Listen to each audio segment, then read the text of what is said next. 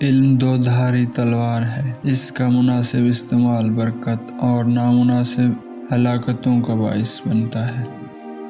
جو بندہ علمی ذوق نہ رکھتا ہو، اس کے سامنے علم کی باتیں کرنا اسے اذیت پہنچانا ہے۔ جو شخص اچھے اور برے میں تمیز نہ کر سکے، اس کا شمار مردوں میں ہے۔ اونچے درجے کی ذہانت حاصل کرنے کے لیے اونچے درجے کا علم حاصل کرو۔ 10 میں سے 9 حصہ دانش بر وقت دانش مند بن جانے کے فلسفے میں ہے۔ مصیبت اگر انسان کو دولت مند نہیں تو عقل مند ضرور بنا دیتی ہے۔ غموں کی مثال بچوں کی مانند ہے، یہ پرورش سے بڑے ہو جاتے ہیں۔ پریشانیوں کے سمندر میں پل بنا کر آگے اتر جاؤ۔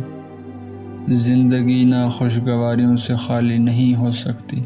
آپ صرف یہ کر سکتے ہیں، ناخوشگواریوں کو بھلا کر اپنی زندگی خوشگوار بنانے کی کوشش کریں۔ 7 سمندروں کے پانی کے مقابلے انسان کی آنکھوں سے آنسو زیادہ بہہ چکے ہیں۔ مصیبت قابلیت کو اس جگہ سے باہر نکال لاتی ہے جہاں وہ بحالت خوشی چھپی رہتی ہے۔ کچھ لوگوں کو کوئی پریشانی نہیں ہوتی لیکن پھر بھی وہ پریشان رہتے ہیں، ایسے لوگوں کا کوئی علاج نہیں۔